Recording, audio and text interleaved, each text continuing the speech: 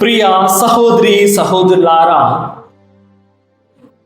ఈనాడు ప్రభువు ముఖ్యంగా 2 విషయాలను మనకు బోధించాలని ఆశపడుతూ ఉన్నాడు. అది ఏమిటి అంటే, మొట్టమొదటి ఆ ప్రభుని యొక్క అగ్ని మేలిమైన దానిని మిగులుస్తూ ఉంది. ఆయన యొక్క అగ్ని రగులుకొని మేలిమైన దానినే మిగులుస్తుందంట. రెండవది, మనకి నూతనంగా ఎన్నుకోబడిన పాపు లియో గారు, వారు 100 రోజుల పరిచర్యను, వారి యొక్క పనిని ముగించుకొని మరి ఈ రోజున దేవునికి కృతజ్ఞతలు తెలియజేస్తూ ఉన్నారు. అయితే ఈ 2 విషయాల గురించి మనం ధ్యానించుకునే ముందు ముఖ్యంగా దేవునికి మన యొక్క ప్రార్థనలన్నీ కూడా ధూపం వలె సమర్పించుకోవాలి. ఆ ప్రభునికి దీపధూప నైవేద్యాలతో స్తుతియాగం చేసినప్పుడు ఆయన యొక్క హృదయం మనం చేయు ప్రార్థనను సంతృప్తితో ఆలకించి ఆదరించి అది పరిపూర్తి కావాలన్న దేవుడు కృప చూపుతాడంట. Praise the Lord. కాబట్టి ఈ యొక్క సమయంలో మనమందరము కూడా భక్తి విశ్వాసముతో, ప్రభువా నా యొక్క ప్రార్థనను నీకు ధూపం వలె సమర్పిస్తున్నాను యేసయ్య అంటే కళ్ళు మూసుకొని ఆ ప్రభునికి మన ప్రార్థనలన్నీ కూడా స్తుతియాగంగా సమర్పించుకుందాం, ధూపం వలె సమర్పించుకుందాం.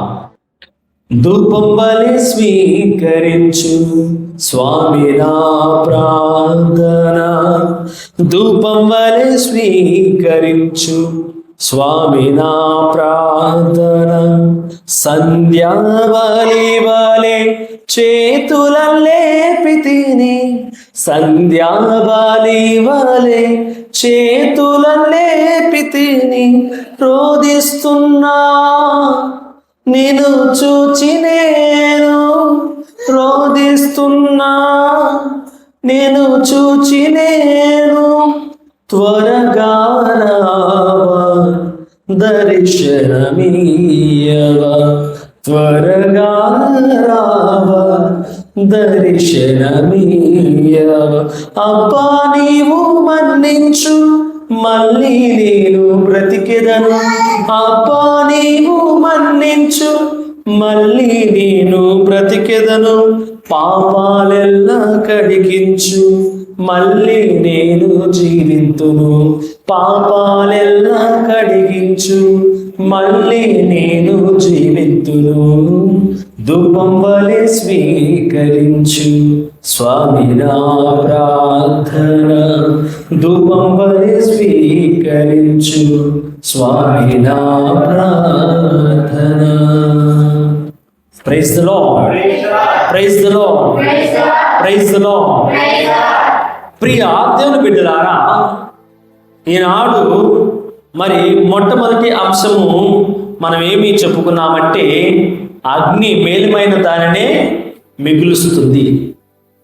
అగ్నిలో ఏదైనా సరే కాల్చబడిన తర్వాత ఏదైతే అశాశ్వతం కాదో, ఏదైతే మరి ఈ మానవాళికి భూమికి మరి చెడ్డదని తలుస్తుందో దాన్ని అన్నిటిని కూడా కాల్చివేసి మేలిమైన దానిని అది నిలుపుతుంది. వెండి అయినా, బంగారమైనా, ఇనుమైనా, ఇత్తడైనా, రాగైనా, చివరికి అల్యూమినియం వస్తువు అయినా సరే మరి మట్టినంతే కూడా, దుమ్ము ధూళినంతే కూడా మరి కాల్చివేసి మరి మేలుమైన దానిని మరి ఉంచుతుంది. ప్రియమైన బిడ్డలారా, మరి క్రీస్తు ప్రభు ఈరోజు మనందరికీ కూడా ఈ మేలుమైన దాని గురించి వివరించుటకు 2 పట్టణాల ద్వారా మనం చాలా చక్కగా గ్రహించుకోవచ్చు. ఈరోజు మొదటి పట్టణం మనం అందరము కూడా చదువుకున్నాం, ఇర్మియా గ్రంథము 38వ అధ్యాయం 4వ వచనంలో. అక్కడ ఏ విధముగా ఇర్మియా ప్రవక్త ప్రవచనం చెప్పి ఇజ్రాయెల్ ప్రజలను పాపం నుంచి, అదే విధముగా యూదా ప్రజలను పాపం నుంచి వైదొలగింప చేయడానికి ప్రయత్నం చేస్తున్న సమయంలో ఏమి జరిగిందో మనం చూస్తూ ఉన్నాం. ప్రియమైన బిడ్డలారా, యూదా రాజ్యాన్ని సిద్కియా రాజు పాలిస్తున్న సమయం అది. క్రీస్తు పూర్వం 597 సంవత్సరంలో బబిలోను రాజైన నబుకద్నెజరు యూదా దేశంపై దాడి చేశాడు. Praise the lord. ఏం చేశాడంట? యూదా దేశంపై ఎవరు దాడి చేశారు? నబుకద్నెజరు రాజు దాడి చేశాడంట. ప్రియమైన బిడ్డలారా, ఎందుకని దాడి చేశాడు? అప్పటిదాకా యూదా ప్రజలు దేవుని చేత సంరక్షింపబడిన వారే, దేవుని చేత దీవింపబడిన వారే. ఆయన యొక్క చల్లని చూపు యూదా ప్రజల మీద ఉంది. మరి ఒక్కసారిగా ఎందుకు వారి ఖండించవలసిన ఆవశ్యకత వచ్చింది? మన అందరము కూడా మరి పిల్లల్ని ఎప్పుడు ఖండిస్తాం? పిల్లల్ని, చిన్న బిడ్డల్ని, మరి ఒక వయసుకు వచ్చేదాకా పిల్లల్ని తప్పు చేస్తే ఖండిస్తాం. వారు అరిచి గీ పెట్టుకున్నా కానీ ఊరు. ఆ రోజున వారు ఖండించారు కనుక నువ్వు దేవుని మార్గంలో నడువు, ఇది సరైన పద్ధతి కాదు అని చెప్పారు కనుక ఈ రోజున నేను ఒక గురువుగా మారగలిగాను. దేవునికి గట్టిగా చెప్పట్లు కొడదాం.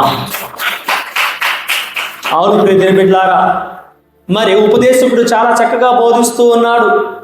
ఎవరైతే తల్లిదండ్రులు పిల్లల నిమిత్తము బెత్తాన్ని ఉపయోగిస్తారో వాళ్ళు ప్రయోజకులు అవుతారని చాలా చక్కగా ఉపదేశకుడు బోధిస్తూ ఉన్నాడు. ప్రియమైన బిడ్డలారా, మరి అలాగనే యూదా ప్రజలను బెత్తంతో కొట్టడానికి ఎవరిని దండెత్తి వచ్చేలాగా చేశాడు? బాబులోను ప్రజలను, బాబులోను రాజులను. వారు దండెత్తి వచ్చి వీరి యొక్క నడుములను ఎరగొడుతున్నాడు, వాళ్ళకి శిక్షణ ఇస్తూ ఉన్నాడు. ప్రియమైన బిడ్డలారా, ఈ బాబులోను అధికారులు, రాజులు మరి యూదా ప్రజలను ఖండిస్తూ ఉన్నాడు. వారికి ఖండించే అధికారమే ఉందే కానీ చంపే అధికారం లేదు. ఏ తల్లిదండ్రులైనా సరే బిడ్డల్ని చంపుకుంటారా? ఎంత కోపం వచ్చినా ఎప్పుడు కూడా ఆ పని చేయరు. ప్రియమైన బిడ్డలారా, ఖండిస్తారు, శిక్షిస్తారే కానీ వారిని మరణానికి గురి చేయరు. మరి యోబు జీవితంలో మనం చూస్తున్నాం, లూసిఫర్కి దేవుడు అధికారాన్ని ఇచ్చాడు. ఆ యోబుని నీవు మరి బాధించవచ్చు, శిక్షించవచ్చు, కానీ తన ప్రాణము పైన నీకు ఎటువంటి అధికారం లేదని చెప్పాడు. Praise the lord. Praise the lord. ఇప్పుడు ఈ బబులోని ప్రజల పైన యూదా ప్రజల పైన మరి అధికారం చెలాయిస్తూ చావు గురి చేస్తుంటే మరి ఇర్మియా ప్రవక్త ఇద్దరిని ఖండిస్తున్నాడు. ఓ యూదా ప్రజలారా, మీరు దేవుని వైపు మరల్చి చూడండి, ఆయన మిమ్మల్ని రక్షిస్తాడు. ఈ బబులోను రాజు సిద్కియా రాజుని ఈ సిద్కియా రాజును ఖండిస్తూ ఉన్నారు. మీరు ఏమాత్రము కూడా వారి ప్రాణాలను హరించడానికి మీకు అధికారం లేదు. Praise the lord. హల్లెలూయా. Praise the lord. అట్టి విధముగా ప్రియమైన బిడ్డలారా, మరి దేవుడు ఈ ఇర్మియా ప్రవక్త ద్వారా మరి వారిని ఖండిస్తూ ఉన్నాడు. ప్రియమైన బిడ్డలారా, అయితే ఇక్కడ మీ అందరికీ అర్థమవులాగా ఒక చిన్న జోక్ చెప్తాను. నవ్వండి, మరి నవ్వుతారని ఆశిస్తున్నాను. మనందరికీ కూడా ఎన్ని పళ్ళు ఉంటాయి? 32 పండ్లు ఉంటాయి అన్నమాట. ఈ పళ్ళు ఏం చేస్తాయి? ఆహారాన్ని బాగా నవిలి నాలుగుకి ఇస్తాయి. నాలుగు ఏం చేస్తుంది? ఆహా, ఓహో, రుచిని అది చూసి చెప్తుంది ఎంత రుచిగా ఉందో. బిర్యానీ, మటను, చికెను, మనకిష్టమైన పలహారము, పాయాసం అన్నీ కూడా నాలుక రుచి చూస్తుంది, అది ఆస్వాదిస్తుంది. దాని బాధ్యత ఏంటి? రుచిని ఆస్వాదించడం. అయితే అది రుచిని ఆస్వాదించాలంటే పళ్ళు ఏం చేయాలి? నమలాలి. ప్రియమైన బిడ్డలారా, ఈ నాలుక పళ్ళతో అంటుంది, 32 పండ్లారా, మీరు 32 మంది కలిసి నా ఒక్కదానికే మీరు సహాయం చేస్తున్నారు. నా ఒక్కదానికే నమిలి మీ 32 పళ్ళు మొత్తం కూడా మీరు నమిలి నాకే ఇస్తున్నారు. నాకు చాలా ఆనందంగా ఉంది, నేను చాలా సంతృప్తి చెందుతున్నాను. నేను తిరిగి మీకు ఒకటి ఇవ్వాలనుకుంటున్నా. ఎవరంటున్నారు?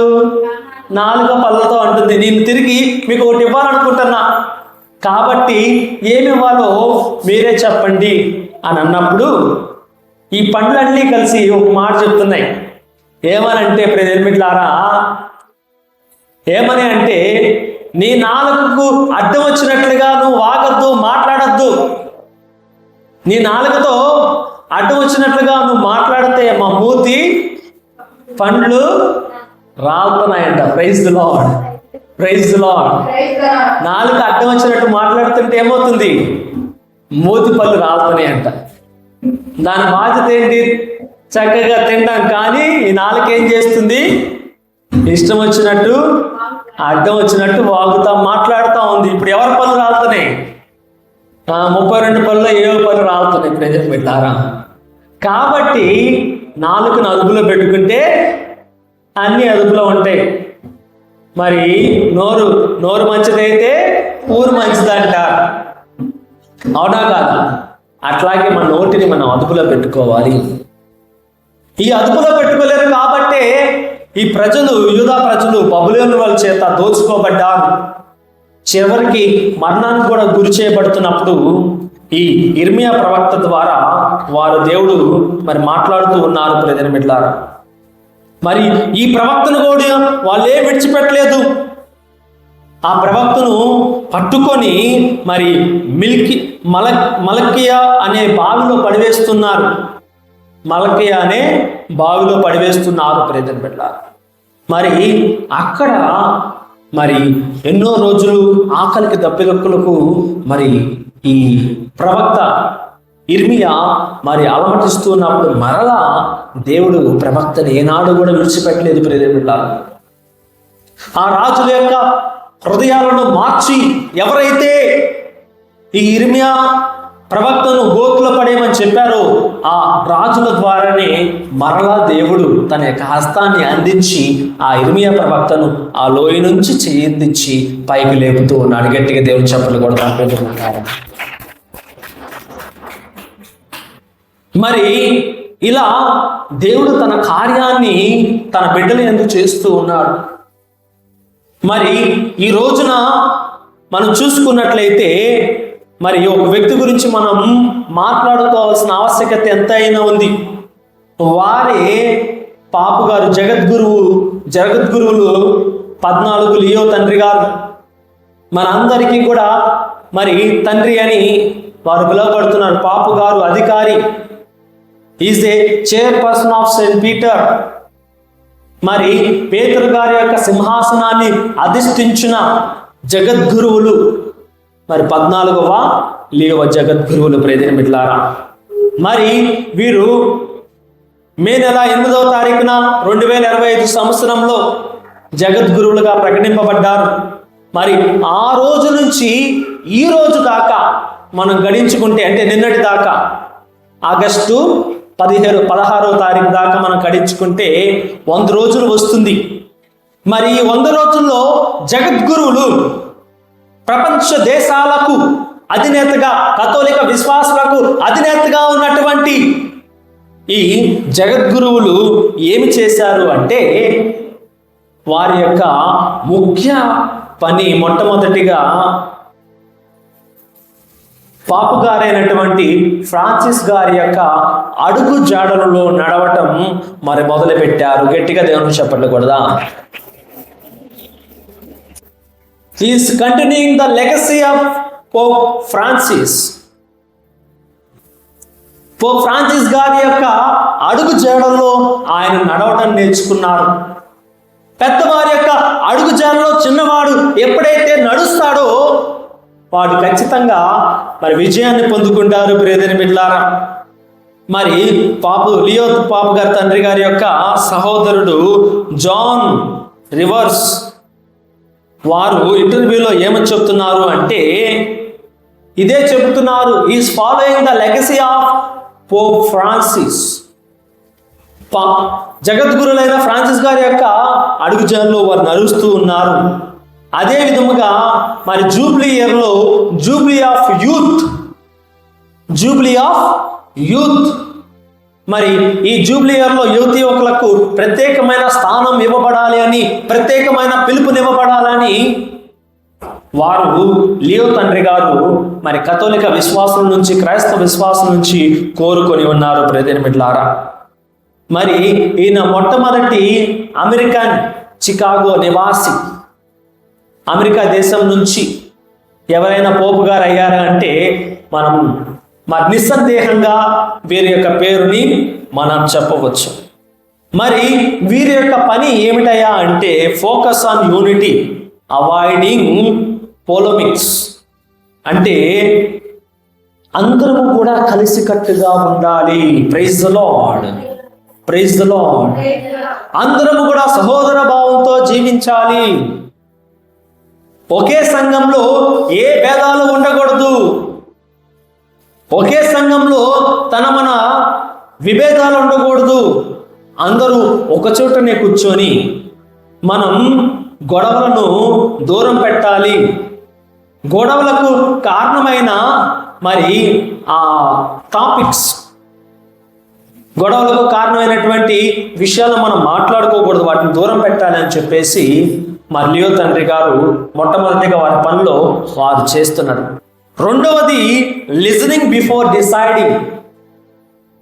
ఏదైనా ఒక నిర్ణయం తీసుకోవాలంటే ఆయన వినడం మొదలుపెట్టారు. ఏదైనా ఒక నిర్ణయం తీసుకోవాలంటే మన స్వహస్తాకి వెళ్ళిపోయి చేసేస్తాడు అయిద్దా? అది ఏమాత్రం అవదు. ప్రెదిరిమిట్లా లియో తండ్రి గారు ఏం చేస్తున్నారు? ఆయన మొట్టమొదటిగా వింటున్నారు. నేను ఏది నిర్ణయం తీసుకోవాలా అని అన్నీ విన్న తర్వాత ఒక నిర్ణయం తీసుకుంటున్నారు. అట్లాగే మరి అడ్రస్సింగ్ ఆర్టిఫిషియల్ ఇంటెలిజెన్స్. ఆయన ఇప్పుడు వస్తున్న ఏఐ టెక్నాలజీని ఉపయోగించి ప్రసంగాలు చెప్పటం మొదలుపెట్టారు. Praise the lord. AI technology అంటే ఆర్టిఫిషియల్ ఇంటెలిజెన్స్. మరి ఏఐ టెక్నాలజీని ఉపయోగించి వాక్యాన్ని బోధించడం మొదలుపెట్టారు. అదే విధంగా ఎంగేజింగ్ విత్ ద పీపుల్, ప్రజలను ఎక్కువ శాతం కలవడానికి ప్రయత్నం చేస్తూ ఉన్నాడు. Praise the lord, praise the lord, praise the lord. ఎక్కువ శాతం కలవడానికి ప్రయత్నం చేస్తున్నాడు. అట్లే విధంగా ప్రాక్టికల్ చేంజెస్, ఆయన సాధ్యమైన పనులని ఆయన చేయడానికి ప్రయత్నం. Is not thinking hypothetical or ontological. ఇది ఎలా అంటే ప్రెదిరిమిట్లారా, ఆలోచనలోనే సాధ్యమైన విషయాలను మాత్రమే ఆయన ఎప్పుడు చేయాలనుకోడు. ప్రత్యక్షంగా బాహ్యంగా ఏదైతే మనం చేయగలమో ఆ పనుల మీదే ఆయన దృష్టిని సాధిస్తూ ఉన్నారు. అదే విధముగా ఈయన ఒక అగస్టియన్ గురువు, ఆగస్టియన్ సభకు సంబంధించిన గురువు కాబట్టి వారి యొక్క ముఖ్య ఉద్దేశం ఏమిటి అంటే మిషనరీస్గా పనిచేయడం. వేరే వేరే దేశాలకు క్రైస్తవత్వం లేని చోట క్రీస్తును బోధించడం, క్రీస్తు వాక్యాన్ని ప్రకటించడం చేసిన వారు మరి అగస్టిన్ సభ, అగస్టిన్ గురువులు. మరి పునీత అగస్టిన్ గారి యొక్క అడుగుజాలలో వారి యొక్క సభ నియమాలకు కట్టుబడి ఆయన మరి ఒక అగస్టియన్ గురువుగా తన యొక్క పరిచర్యను ముందుకు సాగిస్తూ ఉన్నాడు. ప్రియమైన బిడ్డలారా, మరి ఒక మిషనరీ ఊరైనటువంటి పేరు అనే గ్రామానికి వెళ్ళి, అదే పట్టణానికి వెళ్ళి క్రైస్తవత్వాన్ని బాగా విస్తరింపజేశాడు. అలాగే మన కథోలిక విశ్వాస క్రైస్తవ సంఘాలను స్థిరత్వపరుస్తూ ఉన్నారు. Praise the lord. అలజడితో కూడుకున్న సంఘాలను స్థిరత్వాన్ని కలగజేస్తూ ఉన్నారు జగద్గురువులైన లియో తండ్రి గారు. ప్రియమైన బిడ్డలారా, మరి ఇలా వారి యొక్క 100 రోజుల యొక్క పనితీరు ఈ విధంగా ఉండేది.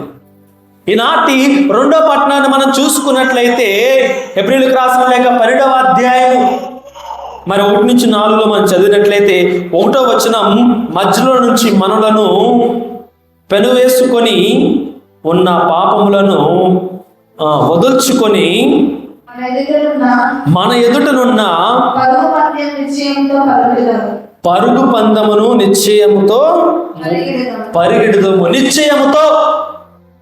నిశ్చయముతో అంటే ఖచ్చితంగా దాన్ని మనం ముగించుకుందాం. Praise the lord, praise the Lord. ఈ లోకంలో అనేకమైన ఆశలు, కోరికలు పుడుతూ ఉంటాయి. ధనాశ, శారీరక ఆశ, పేరు ఆశ, ఇలాంటి ఆశలన్నీ కూడా మానవుల్లో పుడుతూ ఉంటాయి. అదే క్రీస్తు ప్రభువు ఈరోజు నేను praise the lord, praise the Lord. ఈనాడు క్రీస్తు ప్రభు లూకాసు సువార్త 12వ అధ్యాయము 50వ వచనంలో మనం చూసినట్లయితే చాలా చక్కగా నేను శ్రమలతో కూడిన జ్ఞానస్నానము పొందవలేను. Praise the Lord. నాకు మనశ్శాంతి లేదు. Praise the lord. శ్రమలతో కూడుకున్న జ్ఞాన స్నానం పొందు వరకు, అది నెరవేరే వరకు నాకు మనశ్శాంతి లేదని క్రీస్తు ప్రభు పలుకుతున్నాడు. ప్రియమైన బిడ్డలారా, మనకి సహజంగా ఎన్ని జ్ఞాన స్నానాలు ఉన్నాయి? దేనితో ఇచ్చే జ్ఞాన స్నానం? దేనితో ఇస్తారు జ్ఞాన స్నానం? మొదటిగా మరి నీరును పోస్తారా లేదా? నీటి జ్ఞాన స్నానము, ఆత్మ జ్ఞాన స్నానము, రక్త జ్ఞాన స్నానము. Praise the lord, praise the lord, praise the lord. రక్త జ్ఞాన స్నానము. ప్రియమైన బిడ్డలారా, మొట్టమొదటి ఏంటిదంట? నీటి జ్ఞాన స్నానము. క్రీస్తు ప్రభువు ఎవరి చేత నీటి జ్ఞాన స్నానం పొందుకున్నాడు? ఎవరి చేత? బాప్తిస్మ యోహాను గారి చేత యోర్దాను నదిలో మరి ప్రియమైన బిడ్డలారా జ్ఞానస్నానాన్ని పొందుకొని ఉన్నారు. నీటి జ్ఞాన స్నానం తర్వాత ఎవరు దిగి వచ్చారు అనేక తలపైకి? ఎవరు దిగి వచ్చారు? పావుర రూపంలో పరిశుద్ధాత్మ దేవుడు దిగి వచ్చాడు. ఆ తర్వాత మూడో జ్ఞాన స్నానం గురించి క్రీస్తు ప్రభు ఇక్కడ పలుకుతూ ఉన్నాడు. శ్రమలతో కూడుకున్న జ్ఞాన స్నానము. Praise the lord. శ్రమలతో కూడుకున్న జ్ఞాన స్నానము. నా పరుగు పందమును నేను ఎలా ముగించు? నిశ్చయముతో, ఖచ్చితంగా పరిశుద్ధతతో ముగించుకోవాలి. Praise the Lord. ఇక్కడ క్రీస్తు ప్రభు శ్రమలతో కూడుకున్న జ్ఞాన స్నానం అంటే తన జీవితంలో ప్రియమైన బిడ్డలారా అనేకమైన శ్రమలు నేను అనుభవించాలి. ఆ శ్రమల ద్వారా వచ్చే మరి ఆ జ్ఞానస్నానములను శరీరం అంతా కూడా మరి రక్తపు ముద్దగా, మాంసపు ముద్దగా మారుస్తూ ఉంది. Praise the lord, praise the lord, praise the lord. ఏం చేస్తుందంట? ఆయన గోల్గొతా కొండపైన, మరి కల్వారి కొండపైన ఎత్తుకు వెళ్తున్నప్పుడు ఆ రాణువులు, శిష్యులు ఆయన్ని మాంసపు ముద్దలాగా మారేంత మటుకు తలపైన, శరీరం పైన గాయాలు చేస్తూ, ముండ్ల కిరీటం పెట్టి, కొరడాలతో కొట్టి, ఉమ్ము వేసి, అవహేళన చేసి, తన పైన వస్త్రములను పెరికివేసి, భయంకరమైన కఠోరమైన ఆ వేదనలకు గురి చేసి ఎలా చేశారంటే రక్త మాంసాలతో ఆయన్ని మార్చారు. ఆ విధముగా క్రీస్తు ప్రభు శ్రమలతో కూడుకున్న జ్ఞాన స్నానం నేను పొందుకునే వరకు నాకు మనశ్శాంతి లేదు. Praise the lord, praise the lord. అవును ప్రియమైన బిడ్డలారా, ఈ రోజున మనము కూడా అటువంటి జ్ఞాన స్నానం పొందుకోవాలని ప్రభు మనకు బోధిస్తూ ఉన్నాడు. ఈ రోజున నీవు క్రీస్తు కోసం మరణిస్తావా? లేదా ఈ డబ్బును కావాలి, డబ్బులు నీకు ఇస్తాను, నేను క్రీస్తు ప్రభుని నమ్ముకొని చెప్తావా అంటే ఏం చేస్తాం? నీ ముందు మరి 100 బంగారపు నాణాలు, వెండి నాణాలు పెడితే ఏమని చెప్తాం? క్రీస్తు ప్రభుని నమ్ముకుంటావా లేక వదిలేస్తావా అంటే ఏం చెప్తాం? ఖచ్చితంగా వదిలివేస్తారు. నాకు బంగారమే కావాలండి, నాకు వెండే కావాలండి, నా క్రీస్తు ప్రభు వద్దండి అని చెబుతూ ఉంటారు. అది నేను నిన్నటి రోజునే చూసా ఒక మనిషిని. కథోలిక విశ్వాసంలో ఉపదేశిగా పనిచేశాడు ఆయన. ఒక ఊరు దాటి ఇంకో ఊరు వెళ్ళాడు. ఆ ఊర్లో క్రైస్తవత్వాన్ని పెంచుతాడని చూస్తే అక్కడ కులదేవతలు ఉన్నారండి. మా తండ్రి ఆరాధించిన దేవుళ్ళు ఉన్నారండి. ఆ ఊర్లో ఉండాలంటే నియమ నిబంధనలు ఉన్నాయండి. ఆ దేవుడిని నేను మొక్కాలండి అని మరలా తన యొక్క పాత ఆరాధనకు, విగ్రహారాధనలకు ఆ వ్యక్తి వెళ్ళిపోయాడు. ప్రియమైన బిడ్డలారా, ఆయన చెప్తున్నాడు, కానీ నా హృదయంలో క్రీస్తు ప్రభునే విశ్వసించాలని నేను కోరుకుంటున్నా, ప్రైజ్ ది లార్డ్. కానీ కుదరదు, ఇప్పుడు ఇంకా అయిపోయింది నా జీవితం అని చెప్తున్నా. నిన్నటి రోజునే మరి ఆగస్టు 16వ తారీఖున నిన్నటి రోజునే మరి శనివారం చెప్తూ ఉన్నాడు ప్రియమైన బిడ్డలారా. కాబట్టి ప్రియమైన బిడ్డలారా, మన యొక్క విశ్వాసాన్ని మనం కోల్పోవద్దు. Praise the Lord. చైనా దేశంలో పాల్ మోయిన్ అనే వ్యక్తి అప్పుడే తొలి దినాలు క్రైస్తవత్వం ఎదుగుతున్న సమయం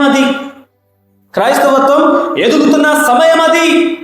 ఆ సమయంలో మరి ఈ పాల్ మోయిన్ అనే వ్యక్తిని ఒక అధికారి పట్టుకొని,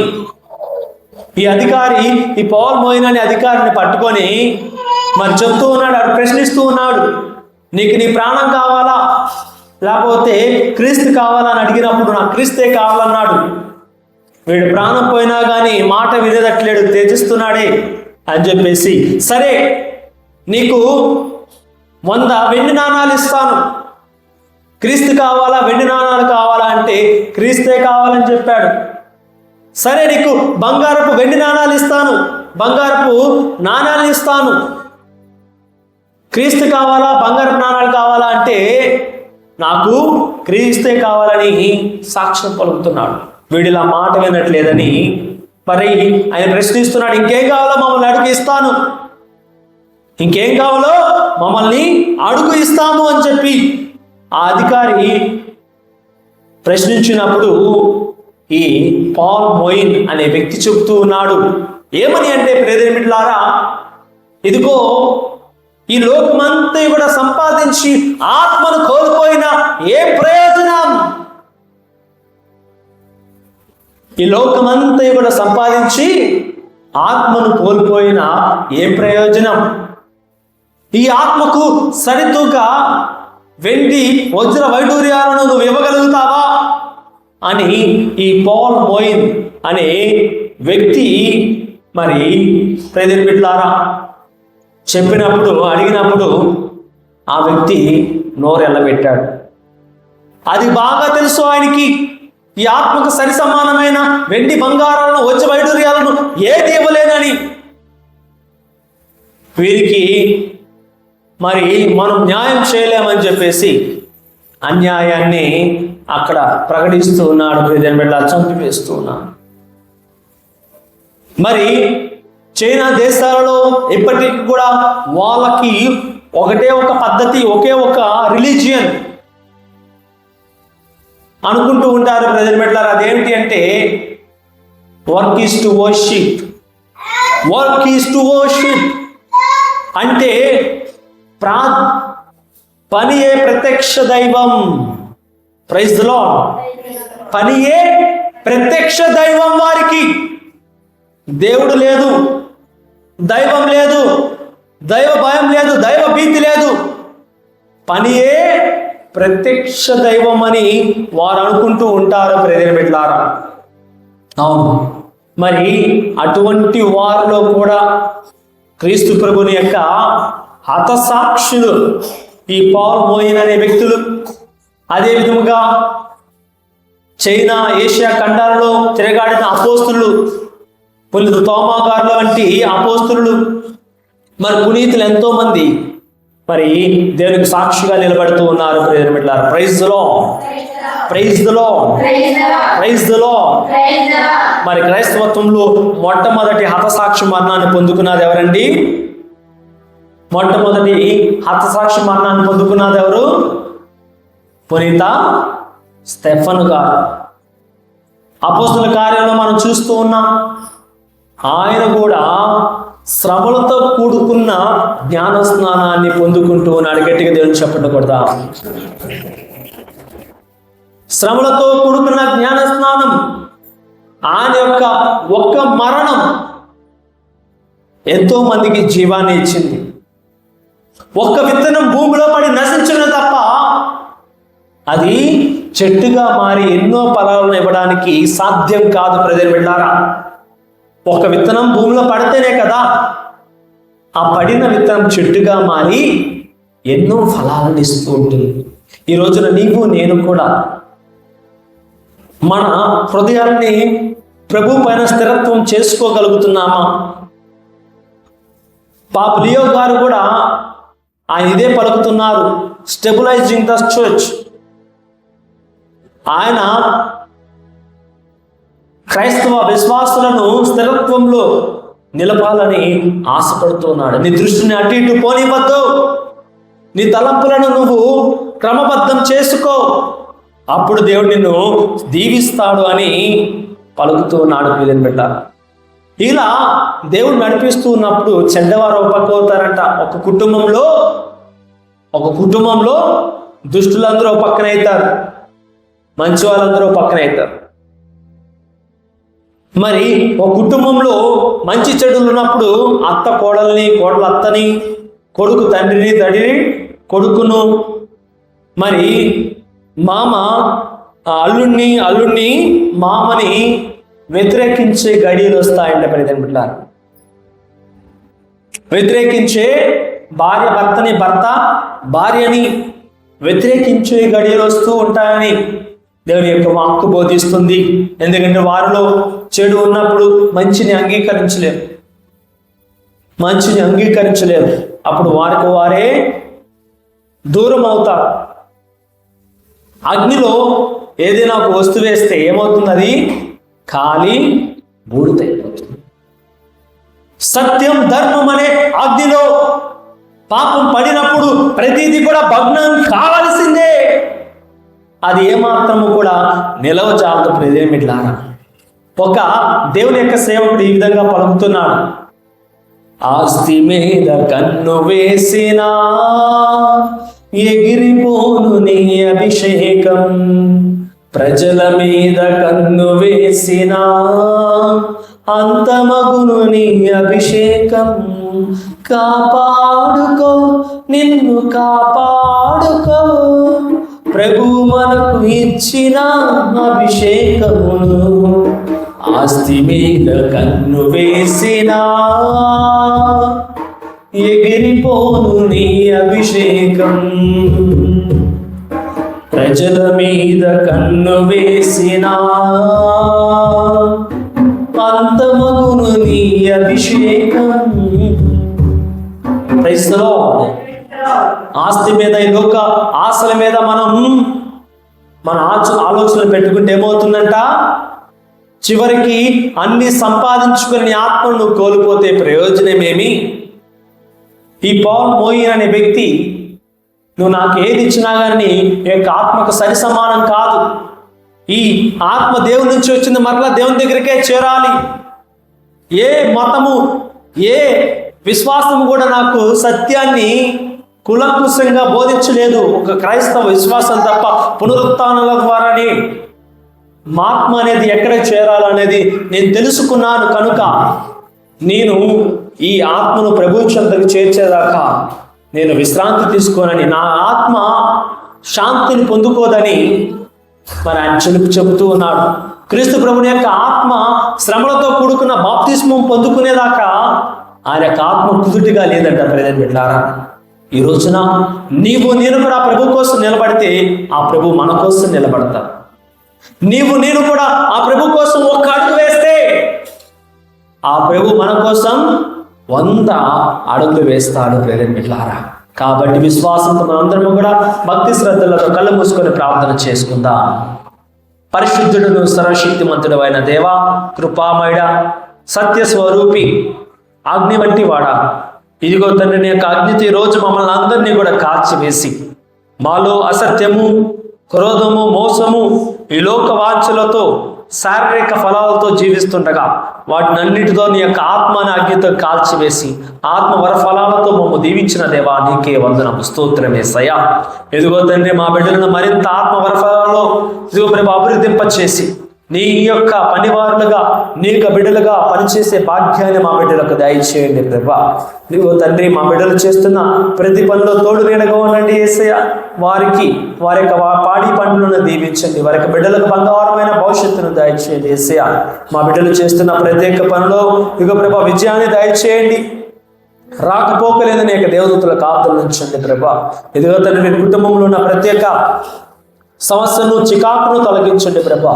భార్యాభర్తల మధ్య ఉన్న చికాకును తొలగించి ఆయా ఒకరికొకరు నమ్మకంగా జీవించుకునేలాగా దీవించండి యేసయ్య. బిడ్డల మధ్య ఉన్న చికాకులను తొలగించి ఒక్కొక్కరు నమ్మకంగా జీవించాలని దీవించండి యేసయ్య. కుటుంబంలో అత్త కోడల మధ్యన చికాకుల తండ్రి, ఇదిగో తండ్రి, కుటుంబంలో ఉన్న బావ మామ, ఇదిగో అల్లుల మధ్య ఉన్న చికాకులను తొలగించి యేసయ్య వారిని ఐక్యముగా మార్చి శాంతి సమాధానాలతో జీవించే కుటుంబాలుగా మా బిడ్డల యొక్క కుటుంబాలను ఆశీర్వదించండి అయ్యా.